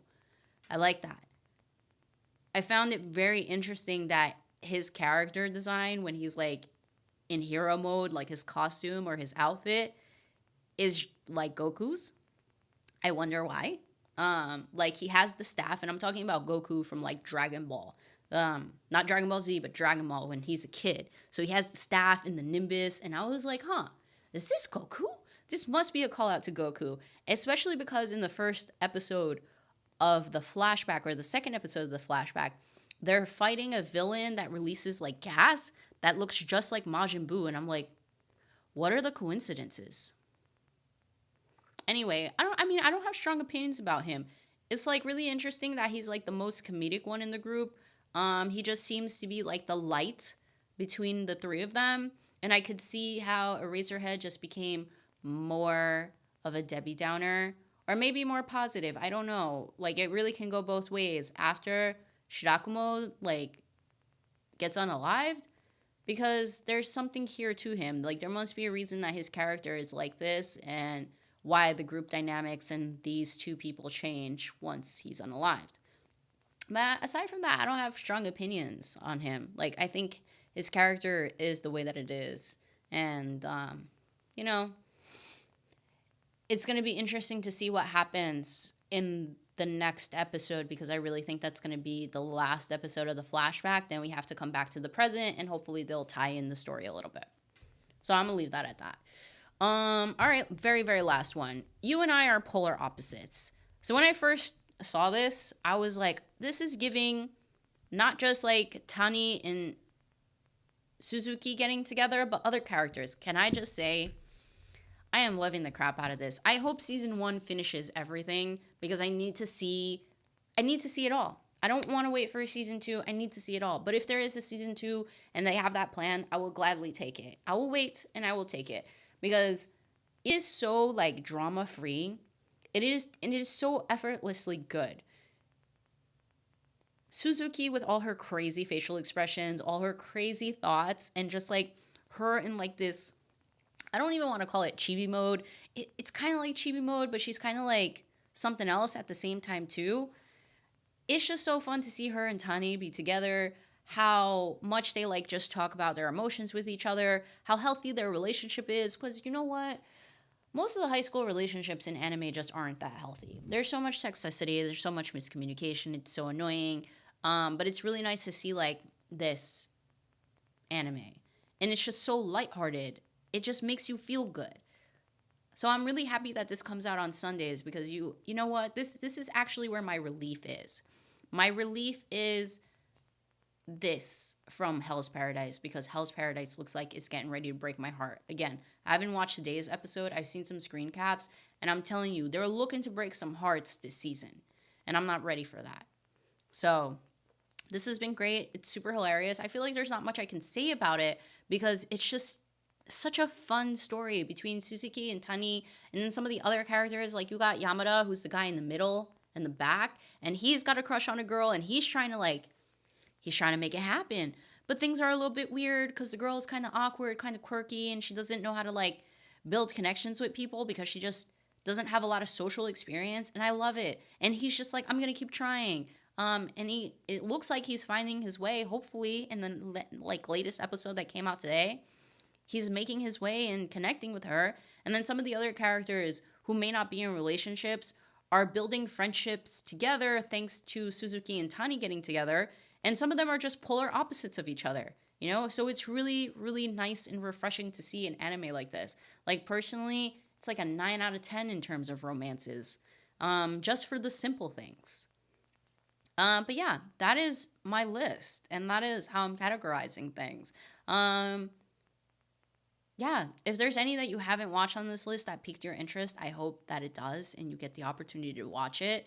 Um, because a lot of these are really great. Medalist, Hell's Paradise Season 2 is fantastic. Ushinoko Season 3 is fantastic. Tamon Kun B-side, well, Tamon's B-side specifically is fantastic.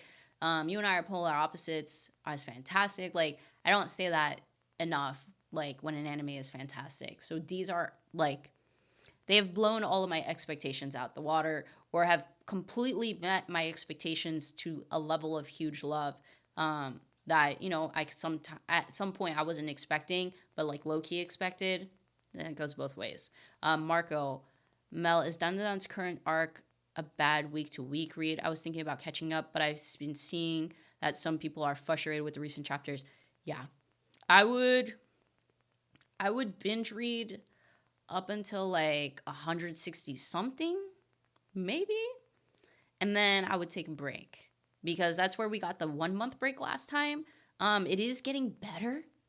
It is getting better because the most recent chapters had some like good reunions, I will say. And that made me feel better in my heart. It made me feel like, all right, the story is starting to progress again in a better direction. So I'm gonna say that. If you're gonna binge it up until a certain point. I don't remember what that point is, but I would binge it up until the end of the. I would binge it until the chapter that they mentioned Dandadan for the first time. They say Dandadan in the manga. When they mention it for the first time, I would do it. Monkey D. Jiraiya, nah, Dandadan weekly read is fire. It is. Like, I enjoy reading it weekly. I can see where people are frustrated. And I will say that there are some parts that are frustrated, but it's mostly the situation between Okarun and Momo. But if you can catch up, try to catch up. If you don't want to feel like a certain type of way, maybe not. Polar Opposites has an Ayano Koji we never got. Are you talking about the guy who's just like a super downer? Like, what's his name? I can't remember his name. His name. I feel like it also starts with a T. Tyra?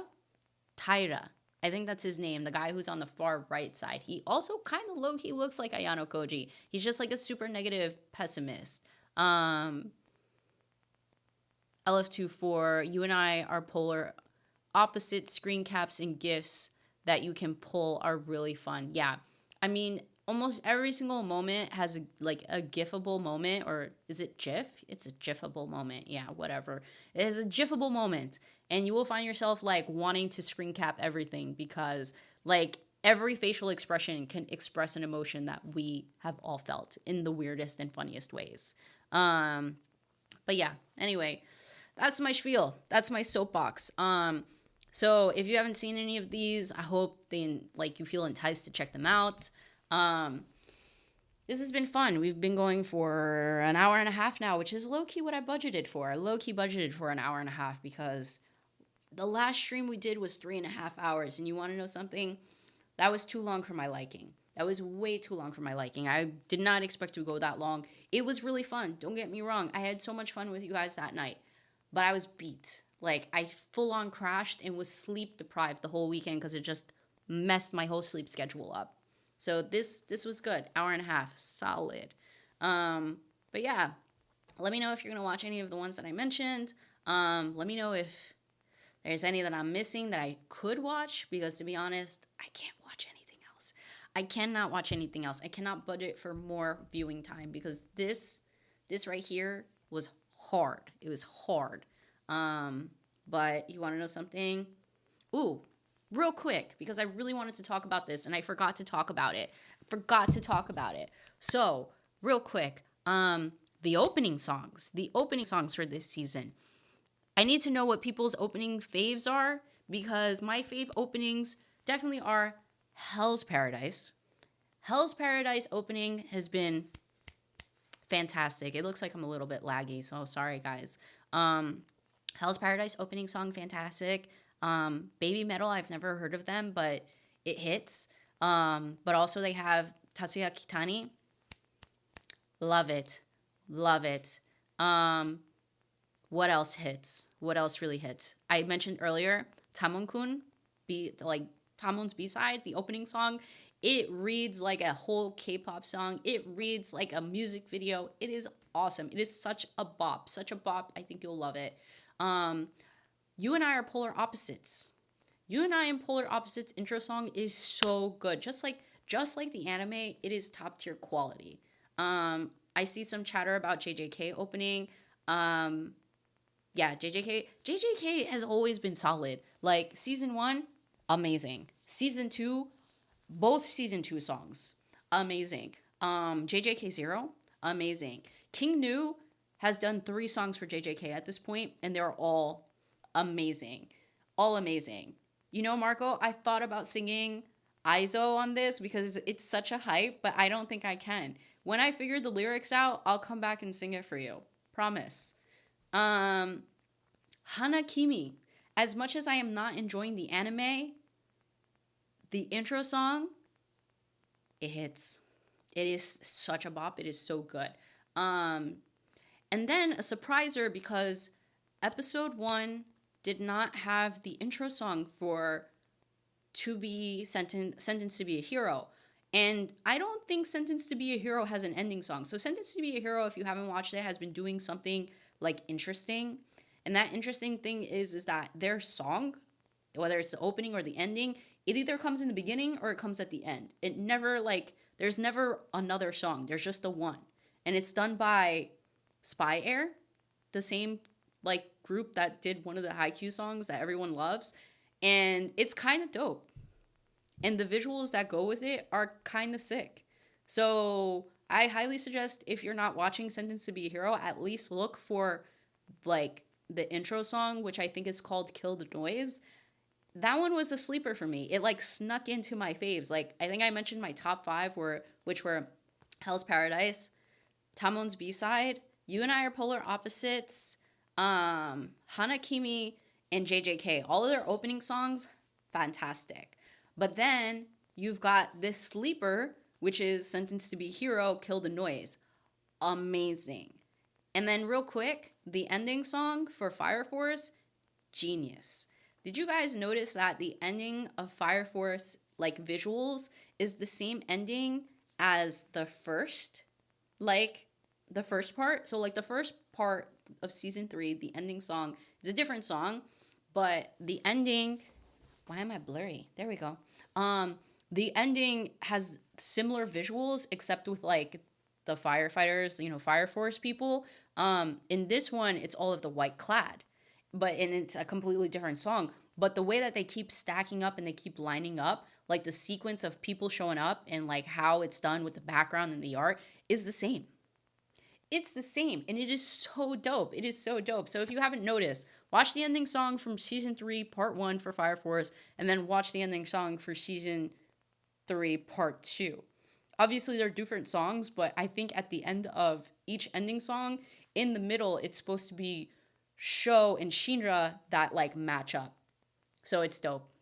I love it. So I just wanted to end it with that. Yeah, a lot of people love JJK. JJK does go all out with their openings. Sometimes their ending songs. It really depends on what your flavor is. LF24. Oh, wait, Mel, you're not watching Journal with Witch.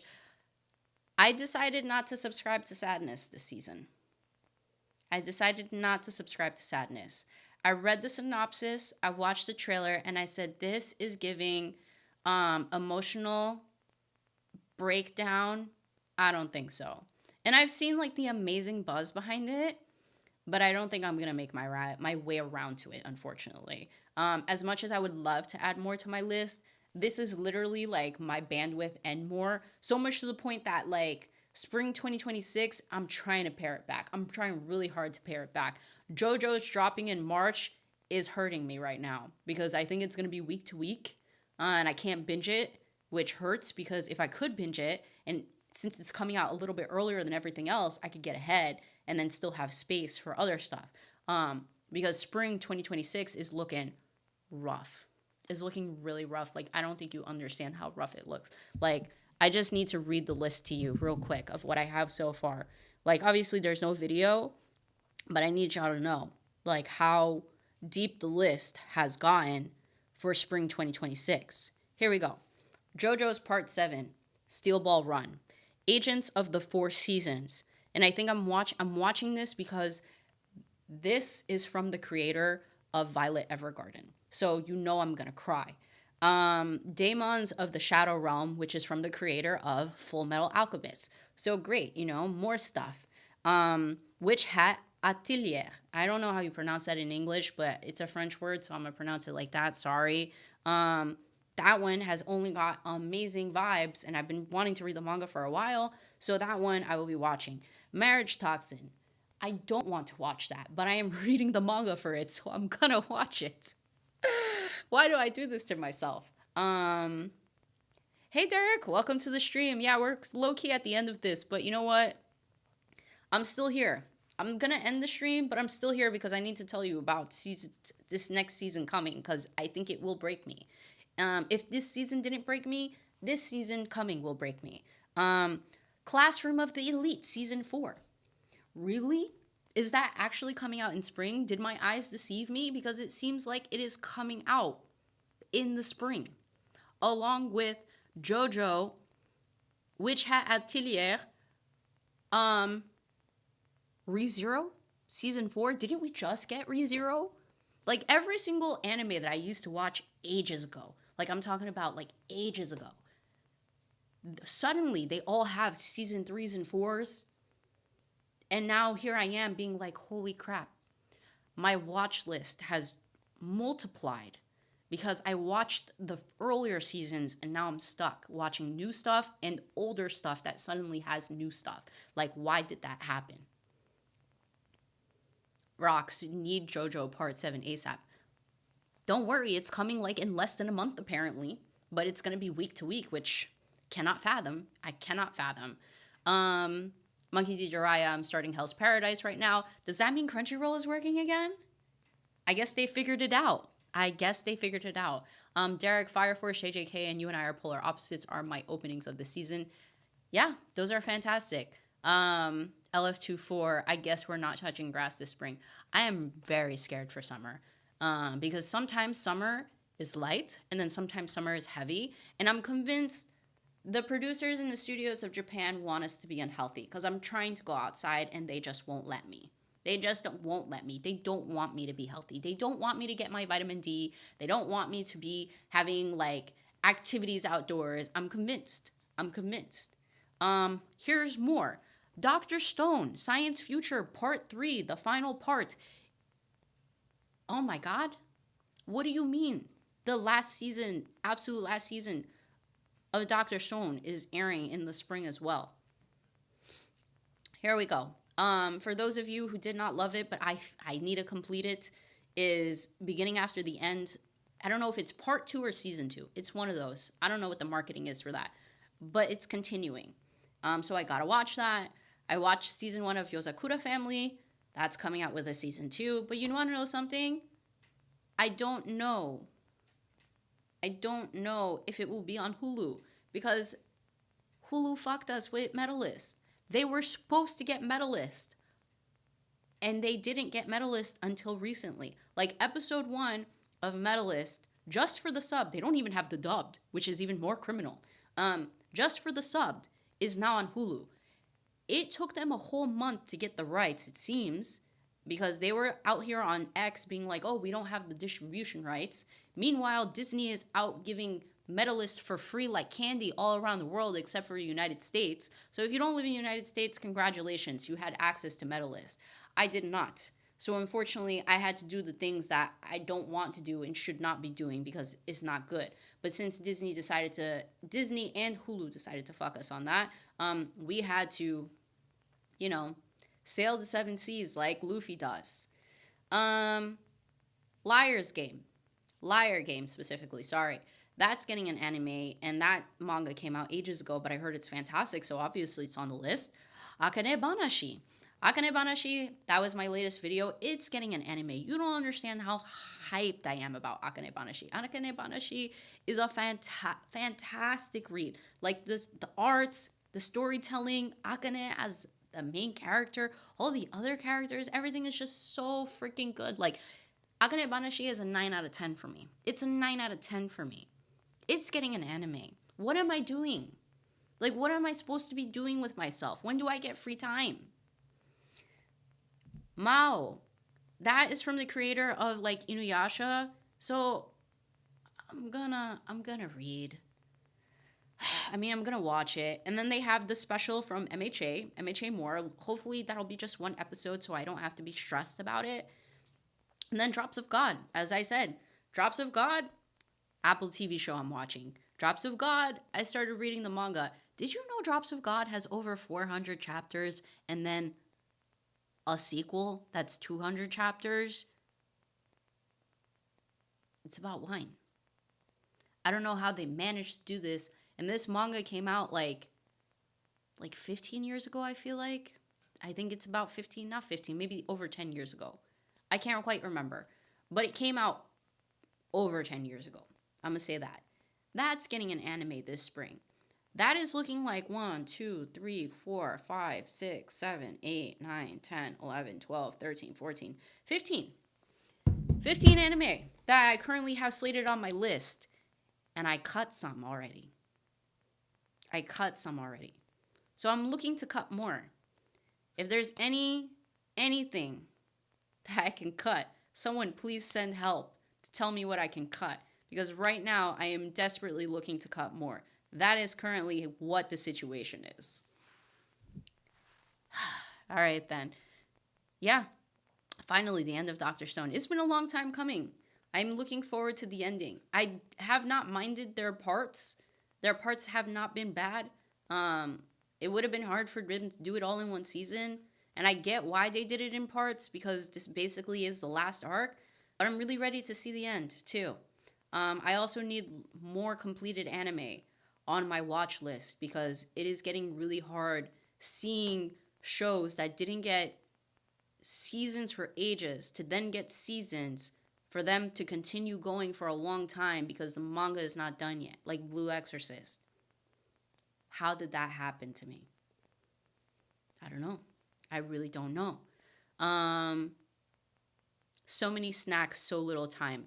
Absolutely rocks. Like, and the more adult you become, the harder it is. Like, how? Chris, I really gotta find someone with Apple TV so I can watch Drops of God. I really hope you do.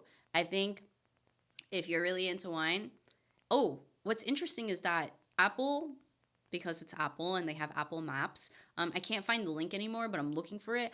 Apple Maps did something with the show, and they created like a map of all the different wineries that they visited in the Drops of God, and I said, what the heck? This is really cool. I need to save this link, and then I lost it. I'm very upset about that. All right, now I'm really going to end the stream. I started talking about opening songs, and I started talking about spring 2026. So now you know what is on my watch list. I hope you'll still watch the video that I create, even though I just gave you my watch list. But that's what I'm keeping my eye on if I don't decide to change it. Because 15 is what we just reviewed, and it's been a lot. So it's either I need to find the time to watch better, or I need to cut anime. We're going to figure it out, though. Anyway, thank you all for joining. This has been a fun live. We're encroaching on 2 hours, so we're going to end this now. Thank you all for joining. Thank you for accommodating, because it was supposed to be yesterday. Now it's on a Sunday night. So to see at least, like, I think 14 people at max was amazing. It is always fantastic to have you all join. I appreciate it all so much. If you kind of just watch most of my lives, I hope you also watch my other videos. And I'm going to be producing more of those soon, working on it. But overall, I hope you all enjoyed it. If you have not yet liked the stream, make sure you like it. If you've never been here before, make sure you subscribe. so you can follow me and the rest of the content that I create. And hopefully there will be some new things coming. So keep an eye out for that. New things in look, new things in perhaps other offerings. We're brainstorming some stuff. So keep an eye on the progress of how things go here at Animal. But overall, I enjoyed it. Had lots of fun. I hope you all enjoyed it too. And I will catch you all on the next one or in the next video. All right? Thank you again. Everyone have a wonderful night, and I will see you all soon. Bye.